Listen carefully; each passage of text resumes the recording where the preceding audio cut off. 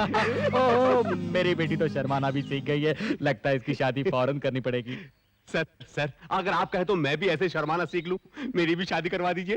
मेरी एक टांग नकली है। मैं हॉकी का बहुत बड़ा खिलाड़ी था। एक दिन गलती से उदय भाई के लिए मेरे मुंह से गलत निकल गया तो मजनू भाई ने मेरी हॉकी स्टिक से मेरी टांग के टुकड़े टुकड़े कर डाले। लेकिन इंसान अच्छे हैं, मुझे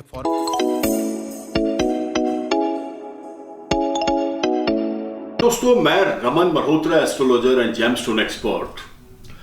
दोस्तों, बहुत सारे सेलिब्रिटीज हमारे साथ हमारे चैनल के ऊपर, इंस्टा के ऊपर, फेसबुक पेज के ऊपर आपने देखे हैं। एक ऐसा चेहरा, एक ऐसा नाम जो शायद आप अभी भूले नहीं हैं। मन से भूल सकते हैं, दिमाग से नहीं भूल सकते।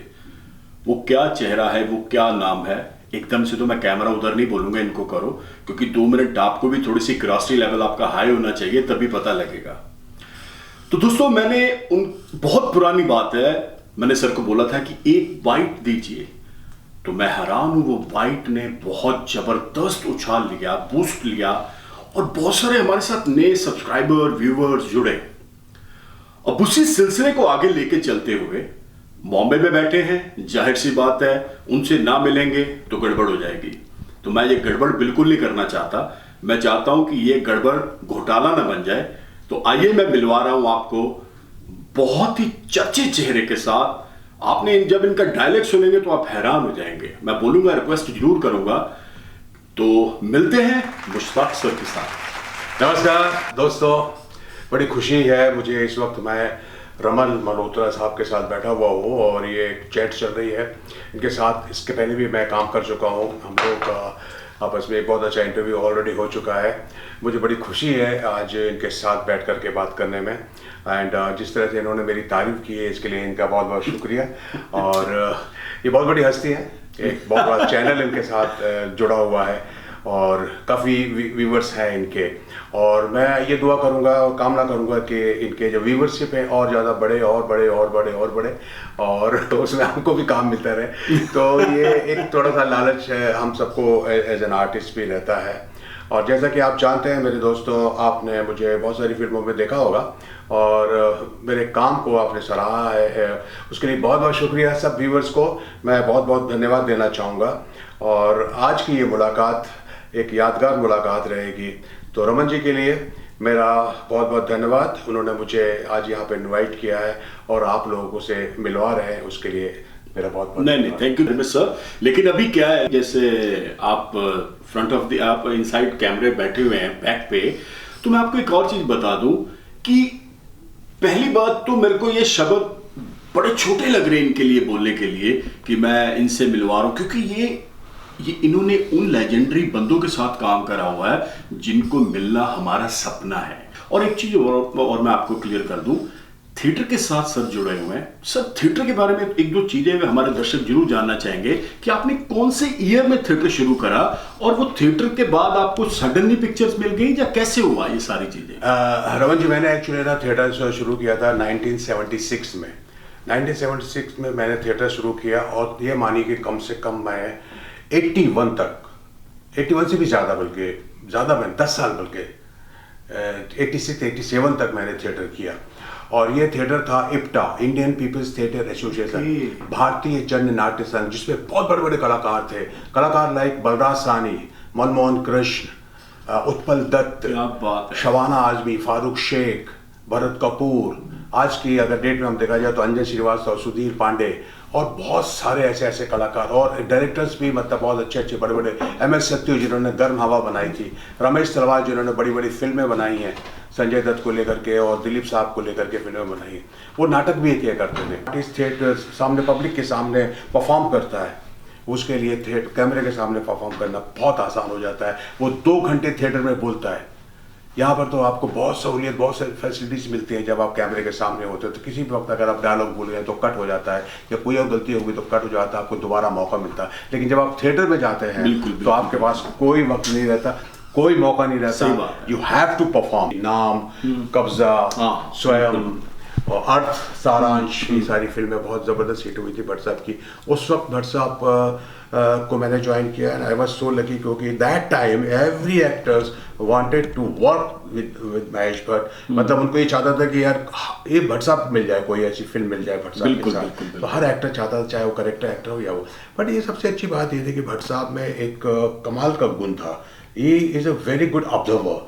उनको ना एक बहुत अच्छी एक चीज़ थी उनमें, जो एक टैलेंटेड तो थे ही वो, जैसे कि आप जानते हैं बहुत पढ़े लिखे और बहुत ही टैलेंटेड डायरेक्टर रहे वो। उन्होंने जो उनको और सेंस था, उनको सीन का सेंस होता था और स्टोरी का सेंस होता था, और खास करके सॉन्ग्स का जो सेंस होता था। आपने देखिए आशिकी फिल्म के 10 गाने हिट थे। बिल्कुल सारे गाने आप देख लीजिए आप, और बहुत जबरदस्त वो ऐसे गाने थे जो दिमाग के अंदर ऐसे छाप छोड़ के चले गए थे। तो उनमें एक, क्योंकि because of he was associate with this. दोस्तों वीडियो को हम थोड़ा सा यहाँ पे विराम देते हैं, क्योंकि बहुत सारी ऐसी बातें हुई हैं, बहुत सारी ऐसी चीज़ें हुई हैं जो एस्ट्रोलॉजिकल पॉइंट ऑफ व्यू से, और कुछ इनकी पर्सनल लाइफ की बातें होती हैं जो ऑन कैमरा दिखाना थोड़ा सा मुश्किल होता है। ऐसी ढेरों चीज़ें, बहुत सारे सेलेब्स इसके ऊपर कई बार वो तो ये नहीं बोलते कि आप ना, वो तो बोलते हैं कि कोई प्रॉब्लम नहीं, लेकिन ये कुछ बॉटम लाइंस होती हैं, इसको क्रॉस करेंगे तो हमारे लिए और उनके लिए भी थोड़ा सा मुश्किल हो जाता है। तो मैं कभी नहीं चाहूँगा ऐसी कोई भी चीज़, ऐसी कोई भी बात जो किसी को किसी की पर्सनल लाइफ के बारे में पता लगे।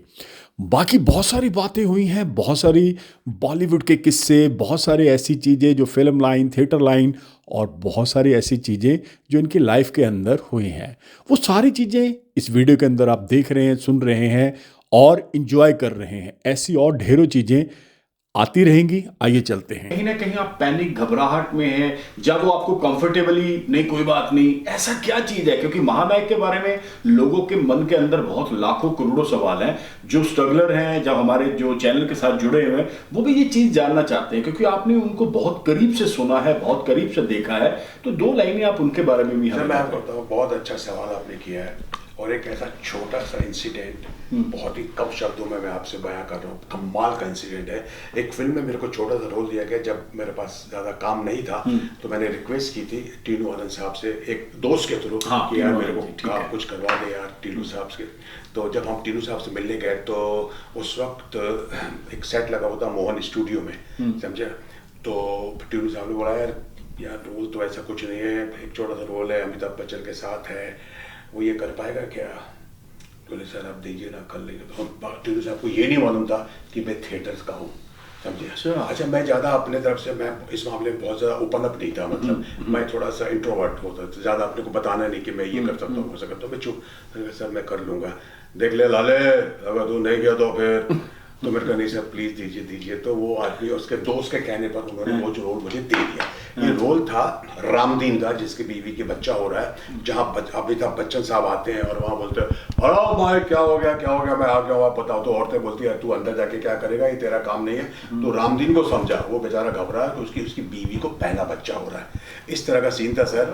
तो जब हम तैयार होके आए और टीनू साहब हमको बार बार आके बोलते थे और लाले घबराए बोलिए अमिताभ बच्चन के साथ है यार, नर्वस तो नहीं हो जाएगा, लाइन तो बोलेगा। अरे सर आप टेंशन मत लीजिए। अब मैं उनको क्या बोलता कि सर मैं थिएटर आदमी हूँ, ऐसी बड़ी बड़ी लाइनें में, लेकिन उनको मालूम नहीं था। एनीवे, तो देखिए साहब, जो आपका क्वेश्चन था ना, मैं उसका जवाब अभी दे रहा हूँ। बच्चन साहब 2 बजे, प्रॉब्लम तो नहीं ना, तो घबराएगा वो इतने घबराए हुए थे। अब देखिए साहब, ये सारे ये क्लाइमेक्स बन रहा है कि घबराएगा तो, अरे यार तो वो असिस्टेंट आया, मैंने कहा देखो तुम इतने बार मुझसे पूछो ब्लड प्रेशर, तो मैं डायलॉग ही भूल जाऊंगा। 2 लाइन तो यार मैं बोल दूंगा मैं। एनीवे सर, बच्चन साहब आया और आप टेलू बार आप देख, बच्चन आ गए, तैयार होकर 10 मिनट में आएंगे, सीन करने वाले हैं, भाई संभाल लेना। उनका जी संभालो, आप बेफिक्र रहे, I will try my best. Okay sir, Bachchan साहब आए, हाँ भाई टीनू क्या है, बोलो क्या सीन है। तो बच्चन साहब ने अभी तक मुझे देखा नहीं है, मैं चुपचाप चुपचाप ऐसे बैठा हूँ।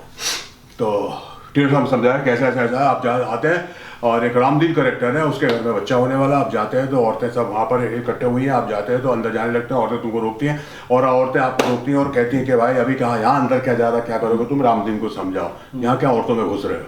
तो फिर वो आप वहाँ जाते हैं, रामदीन समझ आप देख भाई, हमने शादी नहीं की तो क्या हुआ, लेकिन हमने हजारों बारातें देखी हैं और ये इस तरह की उनकी लाइन थी। और फिर वो हम कहते हैं नहीं यार, मेरे साथ पहला ऐसा बीवी के लिए, मैं बीवी को बहुत प्यार करता हूँ, बच्चा ये कैसा होगा, डॉक्टर नहीं, पैसा नहीं होगा, इस तरह की कुछ लाइन थी मेरी।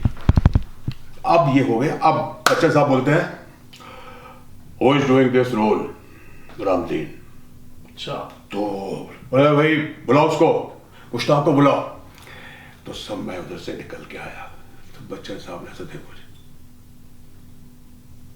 hey you, you are doing this role? My God, you are doing this role? ऐसे ही लगता, बच्चन साहब ने नाटक बहुत कर। तो टीनू ऐसा वो देख ला, क्या हुआ? और I know him. अच्छा, I know him. I saw his play. He's very good actor, यार. oh wonderful. He came to me, ऐसा कंधे में हाथ रखा बच्चन साहब ने और कहा, सर मैंने आपका प्ले देखा है। ऐसे बोला sir, I have seen your play with Jaya. Okay. I have seen your play Jaya. That the play's name is Lok Katha and Bakri. 2 plays. And long back, 10 या 11 months back. तो मैं देख तो ऐसा हो गया। टीनू से बोले, ओए लाले तूने मेरे को बताया नहीं।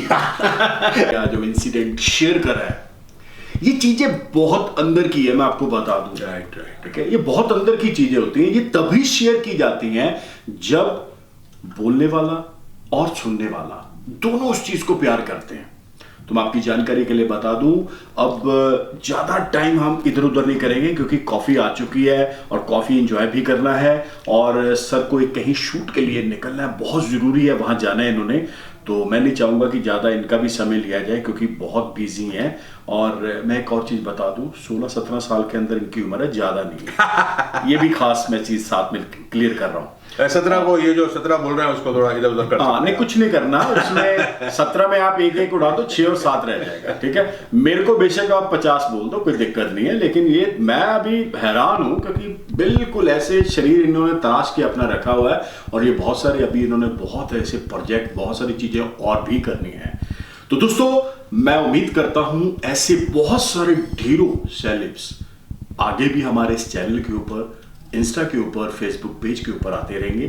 तो जुड़े रहिए हमारे साथ। तब तक नमस्कार, धन्यवाद, have a nice day. Thank you. Raman ji से कंसल्ट करने के लिए आपको कहीं जाने की आवश्यकता नहीं है। सिर्फ उनका फोन नंबर 9876726492 मिलाकर अपॉइंटमेंट बुक कर सकते हैं और डायरेक्ट उनसे फोन पर बात करके आप अपनी समस्या का समाधान पा सकते हैं। So book your appointment now.